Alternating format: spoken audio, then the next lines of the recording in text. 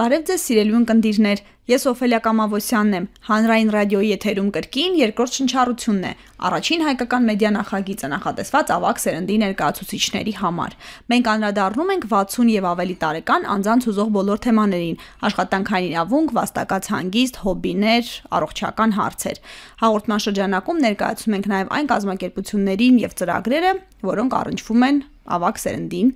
այնպես որ նորթափ եւ երկրորդ շնչառություն վերցրեք, այսօրվա մեր հաղորդումը փոքր-ինչ տոնական է, ես հյուրընկալել եմ իմ գործընկերներին, նրանք ներկայացնում են Ալցհեյմերի խնամք Հայաստան կազմակերպությունը, Արտաշատի եւ Գյումրու սրճարանների, հիշողության սրճարանների համակարգողներն են եւ մեր հանդիպան առիթը նաեւ այն է, որ մեր կազմակերպությունը Ալցհեյմերի խնամք Հայաստանը արդեն այս տարի տոնում է Հայաստանում գործունեության 8-րդ տարին, բարի օր ձեզ, շնորհակալ եմ, որ մեր այս հանդիպումն էլ տաղավարում կայացավ։ Ողջույն Օֆելիա ջան, շնորհակալություն հրավերի համար։ Ողջույն Օֆելիա ջան, շնորհակալություն հրավերի համար։ Արմենուհի, ասացեք, խնդրեմ, թե այս պահին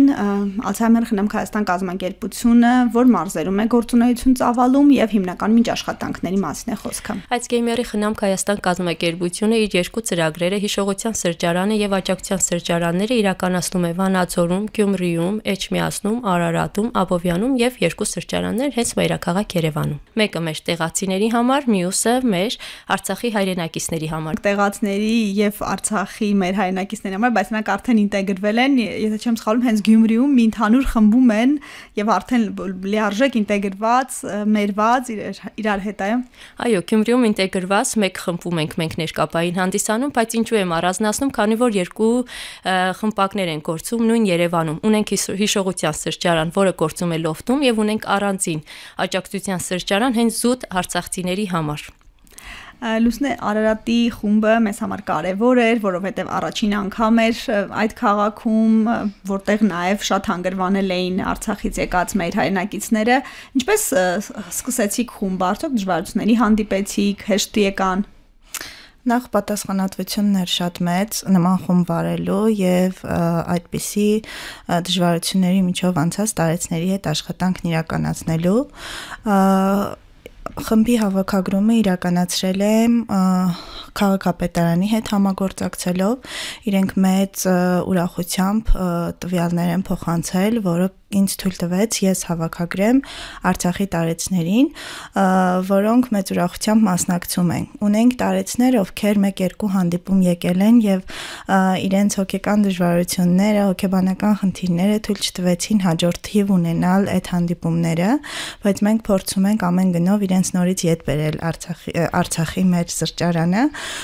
քանի որ գիտենք, որ այդ 2 ժամվա հանդիպումը շատ մեծ ազդեցություն է ունենալու իրենց հենց հոգեբանական որոշակի բարդություններ, խնդիրներ ձերբազատվելու համար։ Ինչպես են իրենց դրսևորում, պատմում են անցածից, փակ են ավելի, բացվում են, պատմում են, թե ուղղակի փակ են չեն ցույց տալիս անգամ էմոցիաները։ Իրենք ամեն գնով փորձում են ուժեղ լինել, քանի որ դա հատուկ է Արցախի ժողովրդին, փորձում են ամեն գնով իրենց ուժեղ դրսևորել, ուժեղ ցույց տալ, շատ քիչ են խոսում իրենց խնդիրների մասին, բայց երբ որ պահ է լինում եւ սկսում են խոսել, շատ հուզումնառատ դեպքեր են ունենում, այդ պատճառով հաճախ չեմ ուզում որպես խմբավար այդ կողմը բացել, որովհետեւ այս 2 ժամվա ընթացքում փորձում ենք այնպես որպեսզի տարեցներն ունենան մի փոքր հանգստություն իրենց խոսքում, հույզերում, գոնե կտրվեն, որովհետև առօրյա կյանքում անդադ բախվում են կորստի ցավի հետ։ Կարծես թե 24/7 ռեժիմով իրենք միայն մտածում են կորստների մասին, միայն մտածում են թե ինչպես գոյատևեն, իրենց ընտանիքը ինչպես պաշտպանեն այլ փորձություններից, իսկ այդ 2 ժամվա ընթացքում, քանի որ հենց տարիքակիցներ են իրար, ճանաչում են մեկը մյուսին կամ չեն ճանաչում, նոր են ծանոթություն հաստատում, հենց այդ 2 ժամը իրենց բարբառով խոսելը միայն եթե անգամ իմ աշխատանքը չլինի, մեծ ազդեցություն կունենա իրենց համար։ Անդրադառնալով աշխատանքի մեթոդներին եւ եղանակներին, ես գիտեմ, որ ամենաուրախը Գյումրի ակումբում են օրերն անցնում, ինչպես է դա ձեզ հաջողում, գյումրեցիներիցն է բնորոշ այդ ուրախությունը, կենսուրախությունը, հումորի զգացումը, թե հատուկ մեթոդներ եք կիրառում։ Երեք հենց մեր հանդիպման թեման ես եւ Գյումրիս, երբ որ մասնակիցներին ասեցի ամենաբնորոշը որն է գյումրեցիներին, ասեցին հումորով ենք մենք։ Այսինքն շատ հարցերում նաև օգնում է մեզ հումորը։ Բայց կիրառում ենք տարբեր մեթոդներ, հիմնականում աշխատում եմ յուրաքանչյուր հանդիպումը ավարտվի երգով, նամանավանդ որ մենք ունենք Գյումրիում գործող տարեցների երգչախումբ ու մասնակիցների մի մասը հաճախում է նաև հիշողության սրճարան, ու մենք այդպես ամեն հանդիպում ամփոփում ենք գեղեցիկ երգով, հիմա էլ երգում ենք Գյումրու մասին Շիրազի նվիրված բանաստեղծության հիման վրա երգը։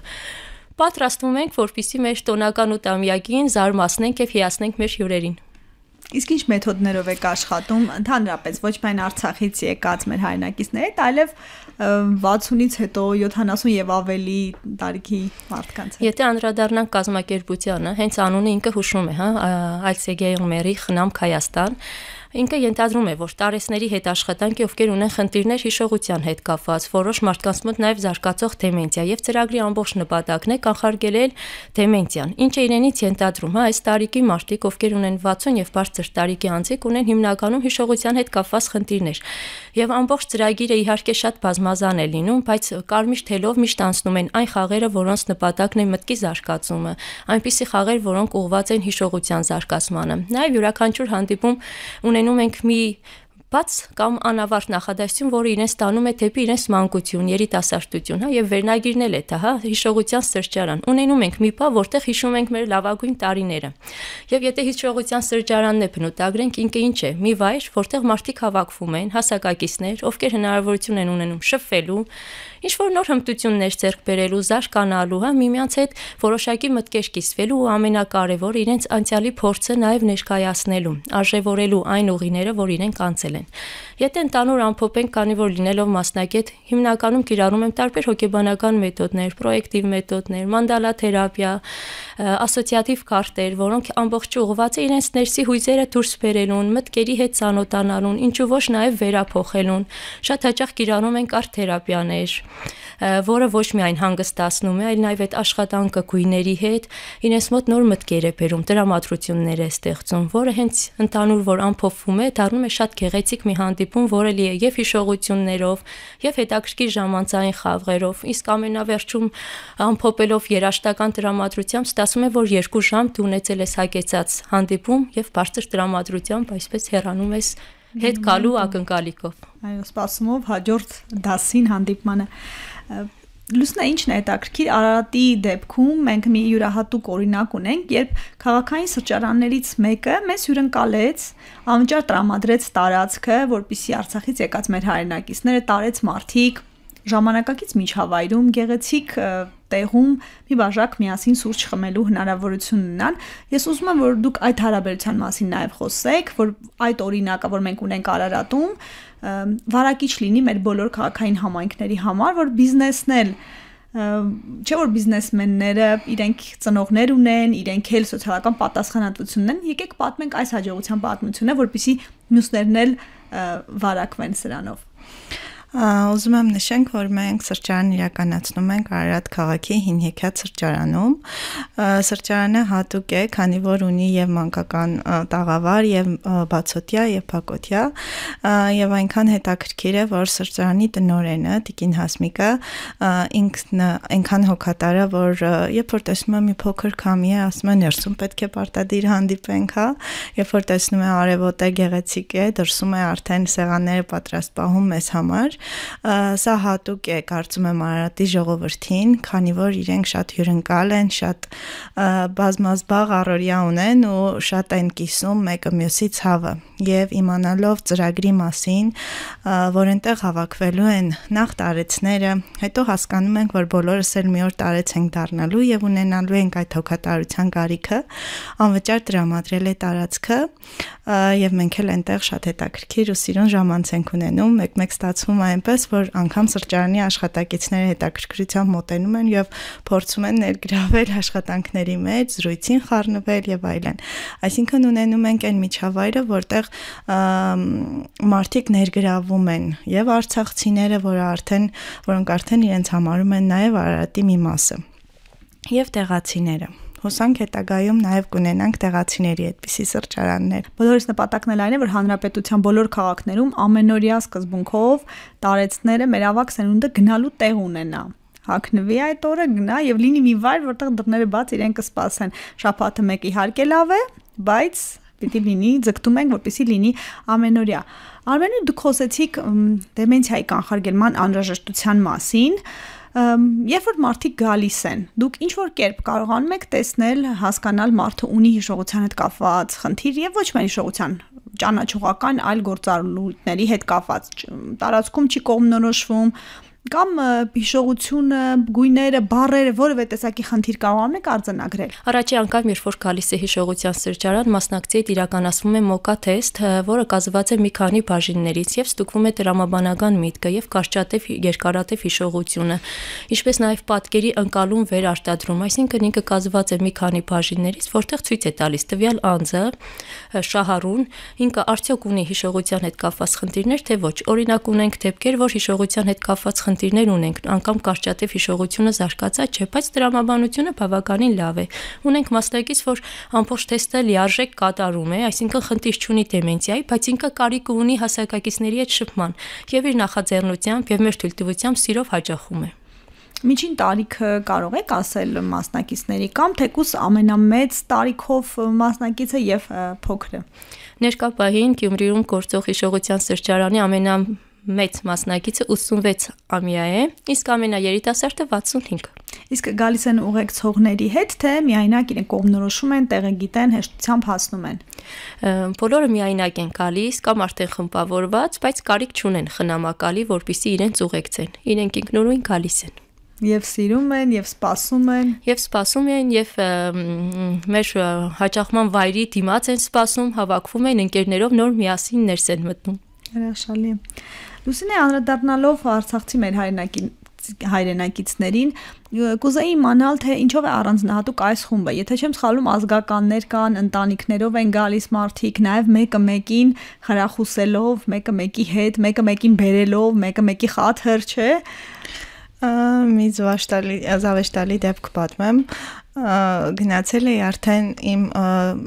անհրաժեշտ ցուցակով, թե ովքեր են այդ օրը ներկա լինելու, ովքեր են մասնակցելու եւ տեսնում եմ 2 հոգի ավել մարդիկ են նստած ու մասնակիցներից մեկն ասում է քայլում էր փողոցով բռնեցի բերեցի, որովհետեւ այստեղ հետաքրքիր է, ուզեցի ինքն էլ մասնակցի։ Այո, մենք ունենք ընտանիքներ, ունենք ամուսինը, կինը եւ բերում են նաեւ իրենց զոնքաչին, կնոջ մորը, ունենք ամուսինը, կինը եւ իրենց քենին, հա, ընտանիքներով են գալիս, ունենք զույգեր հենց ամուսիններով են գալիս ու շատ հետաքրքիր է լինում, երբ որ հիշողության վերաբերյալ աշխատանքներ ենք իրականացնում, գնում ենք դեպի երիտասարդություն շատ հետաքրքիր դեպքեր են բացահայտում, որտեղ երբ որ մեկն ուզում է չափազանցված ինչ-որ տեղեկություն պատմել կամ մի փոքր ուզում է տխրություն բերի, անմիջապես մեկը մյուսին սաստում են, մեկը մյուսին օգնում են, որ այդ հիշողությունը ճիշտ թվերով ասի, ճիշտ դեպքերով ասի եւ շատ հետաքրքիր դեպքեր են ունենում։ Ունեցանք մեկ հանդիպում, քննարկում էինք մեր առաջի սերը ու ամուսիններ էին նստած եւ ասում էինք արդյոք այնպես ստացվեց խոսակցությունը, որ առաջի սերը չհամընկավ, որ մեկը մյուսին սեր պետք է խոստովանեին, կինը ամոթխած մտածեց, թե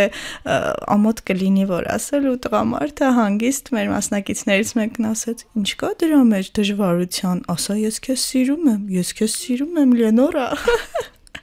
Ու շատ հետաքրքիր է ստացվում ամեն հանդիպումն այդպես հուզառատ է, սիրաշատ է ու հետաքրքիր է։ Լուսնի օգտվելով արդից եկեք օրը, ժամը,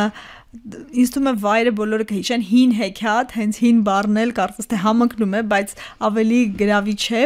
Օրն ու ժամը, երբ կարող են մոտենալ ձեզ, եթե մարդիկ լսում են մեզ, Արարատի մարզում, մասնավորապես Արարատ քաղաքում եւ ցանկություն կունենան գալ։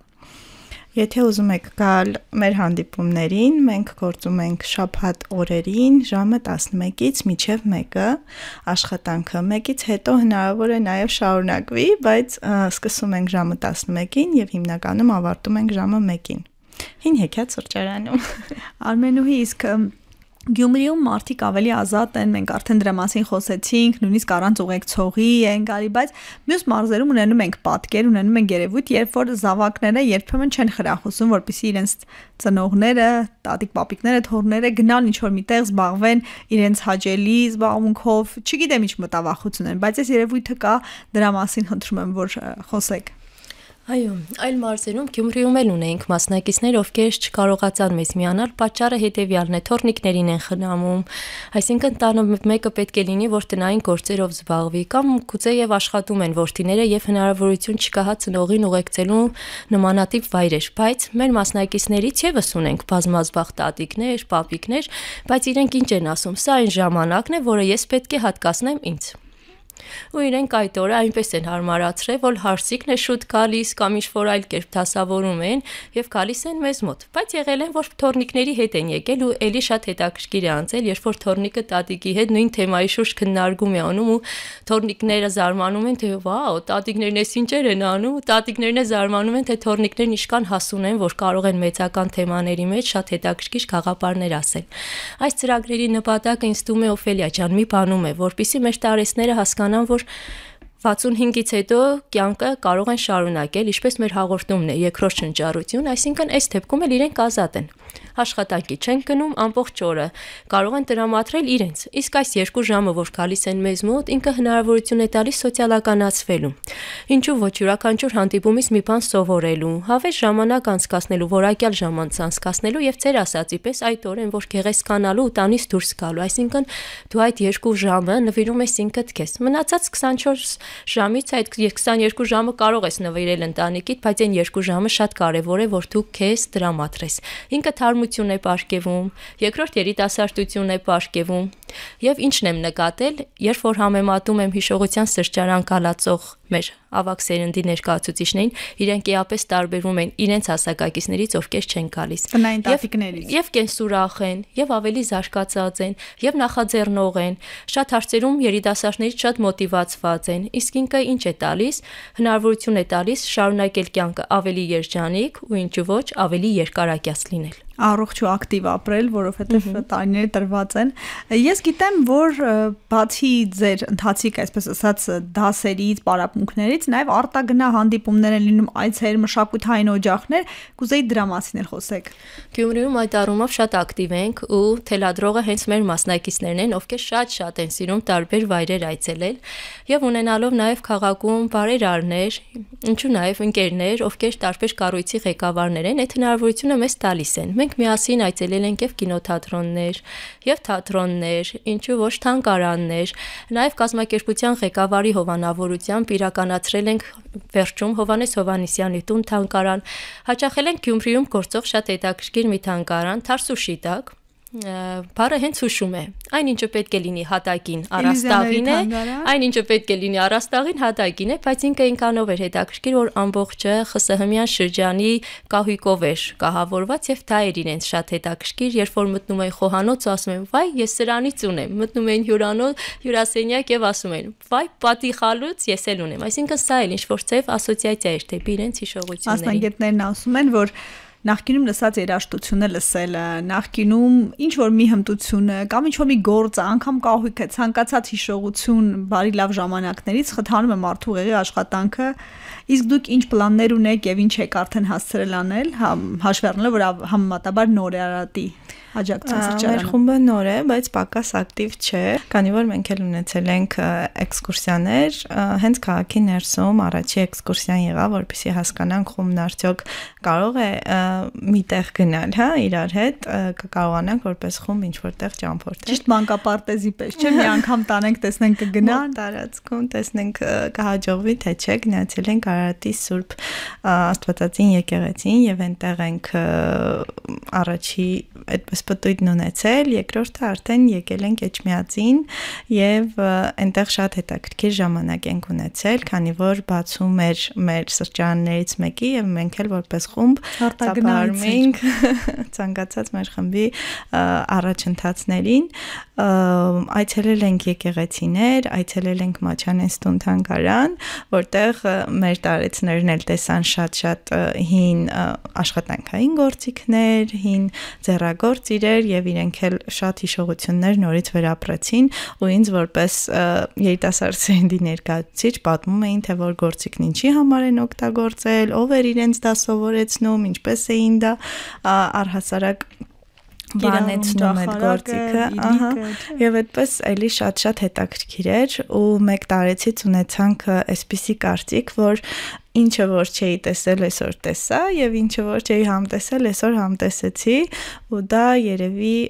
ամենաբավարարող գործոնն ու կարծիքներն են որ կարելի է լսել թե որպես մարդ թե որպես մասնագետ։ Անդրադառնալով Ալցհեյմերի խնամք Հայաստան կազմակերպության առաջիկա ծրագրերի համար ես գիտեմ որ հավակնոտ են ծրագրերը մենք համատեղ ենք իրականացնում որն է որ հարկ կհամարեք նշել։ Տեսնում եք մեր ծրագրերը շատ բազմազան են, բայց գլխավորներից մեկը կարող ենք առանձնացնել այն է որ Ալցհեյմերի խնամք Հայաստան կազմակերպությունը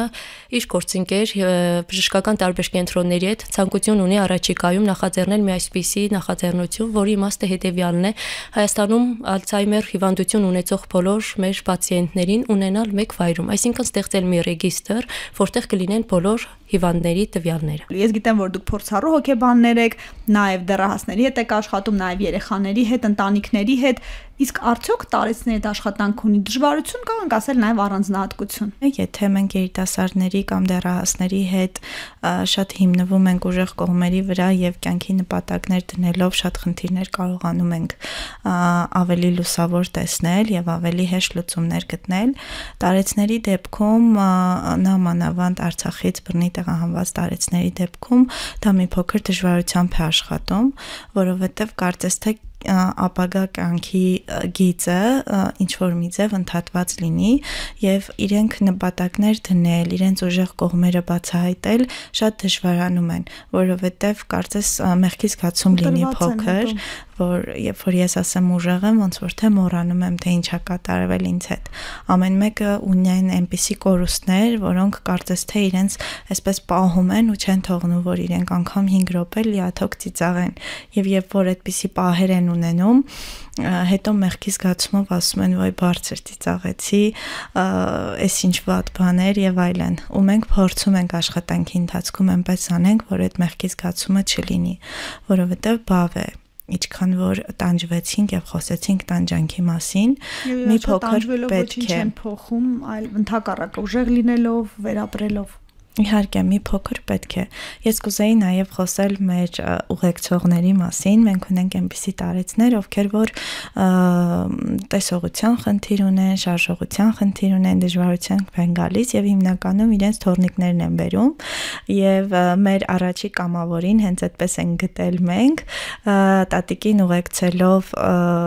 սրճարան, լինելով այդ ամբողջ կազմում շատ մեծ հետաքրքրություն է ունեցել ծրագրի նկատմամբ եւ փորձում էր անընդհատ գնով ոչ միայն իր տակտիկին օգտակար լիներ, որպես հայ եւ արցախյան բարբառի թարգմանիչ, այլ նաեւ բոլորին եւ այդպես մեծ օգուտ է բերում ծրագրին հենց Արարատի մարզում, Արարատ քաղաքում տեղի ունեցող սրճարանի շրջանակներում։ Հրաշալի է, սա էլ է օրինակ երիտասարդներին, ապագա բուժքույրերին եւ ընդհանրապես, որպեսզի գան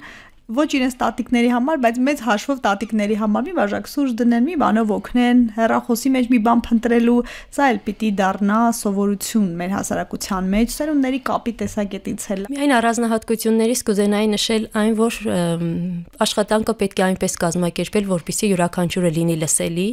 յուրաքանչյուրը զգա, որ ինքը այդտեղ հարկված է, որ յուրաքանչյուրի կարծիքը այդ պահին գնահատված է եւ իրենց հարաբերություններում ստեղծվի այդ ջեր մթնոլորտը։ Եթե այդ ամենը ապահովում ես, ամեն ինչ դառնում է ուղղակի հրաշալի։ Շատ լավ է, լուսավոր պատմություններ են բոլորին, որ լսում են մեզ, որ թեկուզ չեն կարող են որպես հյուր այցելել բոլոր սրճարանները այս կազմակերպության, տեսնել թե ինչ հետաքրքիր է անցնում եւ իրենք էլ իրենց տեղը, եթե հարմար են աշխարհագրորեն, ամրագրել այնտեղ։